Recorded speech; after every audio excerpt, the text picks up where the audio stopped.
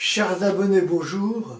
Je vais faire court pour terminer ma séquence sur le spiritisme car l'une de mes abonnées a été rejoindre des expériences de jeunesse et ça ne lui a pas trop fait de bien.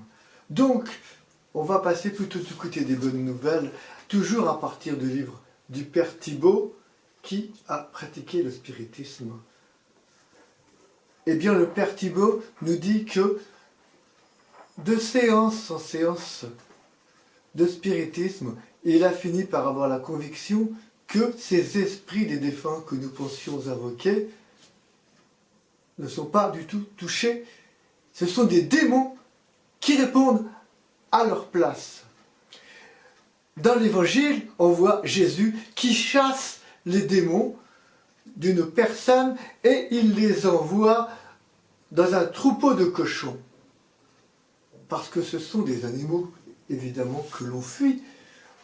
Mais ces esprits mauvais ne vont pas aller vers ce que nous fuyons.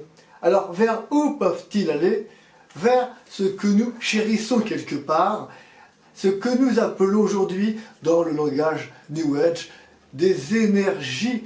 Eh bien, ces énergies, les personnes qui pratiquent le spiritisme prétendent les trouver, entre autres, dans des minéraux.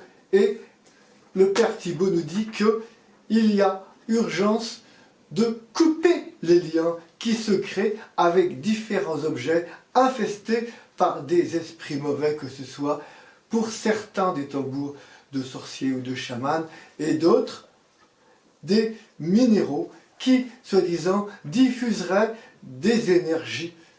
Donc tout ce qui est occulte doit être mis au grand jour, car il est question vraiment d'une libération, et je dirais d'une libération de masse, car de plus en plus les personnes s'adonnent à ces pratiques qu'ils croient être de l'ordre du développement personnel ou de la réception des énergies. Mais il s'agit bien d'une pratique contemporaine du spiritisme avec de toute autre appellation.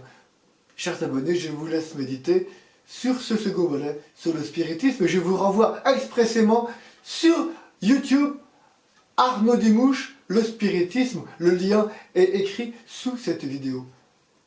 Bonne méditation.